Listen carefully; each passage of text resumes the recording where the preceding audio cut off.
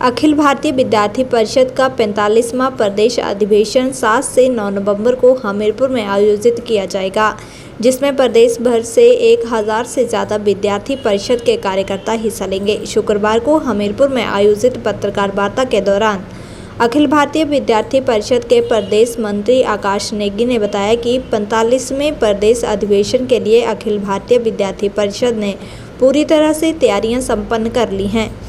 आकाश नेगी ने बताया कि यह अधिवेशन हमीरपुर में किया जाएगा। उन्होंने बताया कि 1 लाख की सदस्यता हिमाचल में संगठन की है। उन्होंने बताया कि इस अधिवेशन में प्रदेश भर से छात्र भाग लेंगे और 2012 के बाद हमीरपुर में अब अधिवेशन किया जा रहा है, जिसमें आगामी रणनीति बनाई जाएगी। आकाश नेगी ने कहा कि प्रदेश कांग्रेस सरकार शिक्षा को लेकर नेगेटिव विजन लेकर काम कर रही है और हिमाचल में शैक्षणिक संस्थानों को बंद करने का फरमान बहुत ही निंदनीय रहा है। इससे छात्र वर्ग प्रभावित हुआ है। उन्होंने कहा कि मंडी और कुल्लू को छोड़कर कई जिलों में कॉलेजों को बंद कर दिया गया है, जो कि छात्राओं की पढ़ाई के लिए बाधा बना हुआ है। आकाश नेगी ने कहा कि छात्र संघ चुनावों को लेकर किसी भी सरकार ने काम नहीं किया है, लेकिन विद्यार्थी परिषद साफ तौर पर कहना चाहती है कि अगर वर्तमान सरकार ने इस ओर कोई कदम नहीं उठाया तो विद्यार्थी परिषद छात्र संघ चुनाव करवाने के लिए अधिवेशन के माध्यम से भी आवाज़ बुलंद करने के लिए रणनीति बनाएगी। अलग अलग स्वच्छता के नियमों को अपनाए, ये जन जन को सिखलाए और आने वाली पीढ़ी पे इस बात की जिम्मेदारी है और इस जिम्मेदारी में हम सबकी भागीदारी है। इसे पीढ़ी दर पीढ़ी निभाना है। स्वच्छमेव जयते, स्वच्छमेव जयते, स्वच्छमेव जयते। एसडीएन द्वारा जनहित में जारी। भारतीय विद्यार्थी परिषद का जो प्रदेश 45वां प्रदेश अधिवेशन है वो हमीरपुर के गौतम कॉलेज में इस बार सम्मिलित होने वाला है। ये 7 से लेकर के 9 तारीख तक चलने वाला है और पूरे हिमाचल के हर एक डिस्ट्रिक्ट से, हर एक एजुकेशन इंस्टीट्यूट से, चाहे वो आईटीआई से लेकर के आईआईटी तक हो, हम एम्स की बात करें, हम आईजीएमसी की बात करें, आईआईएम की बात करें, हर एक शिक्षा के केंद्र से विद्यार्थी यहां पर आने वाले हैं। जो छात्र नेता है, लगभग 1000 छात्र नेताओं का ये संगम रहने वाला है और 3 दिन का, ये 7 से 9 दिन का ये रहेगा।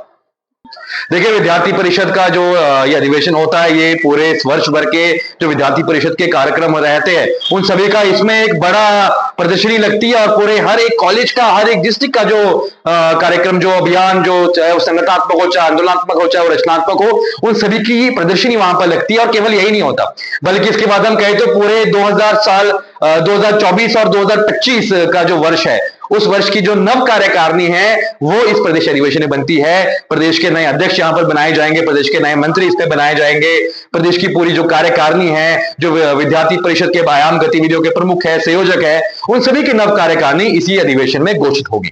2013 से छात्र संघ चुनाव हिमाचल में बैन है।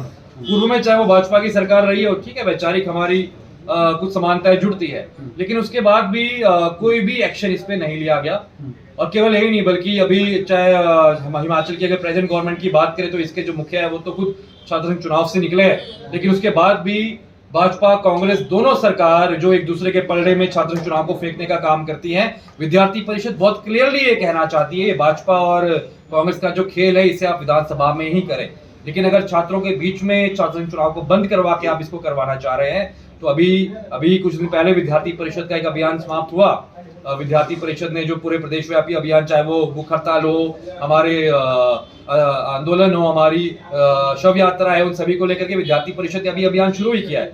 अभी अधिवेशन आने वाला है, तो अधिवेशन के बाद आने वाला जो समय होगा, हो सकता है कि प्रदेश की वर्तमान सरकार के लिए ये भी विद्यार्थी परिषद ने आवाज उठाई थी, जो सरकार छात्रों के हित में बात नहीं कर सकती। देश की वर्तमान सरकार जो अभी उठा रही है, अगर विद्यार्थी परिषद को उठाने की जरूरत पड़ी तो निश्चित रूप से विद्यार्थी परिषद इस प्रदेश की सरकार के खिलाफ भी यही आवाज बुलंद करेगी। तो शिक्षण संस्थानों के लिए जो एक बिल्कुल नेगेटिव विजन लेकर हम प्रदेश की ये सरकार चल रही है।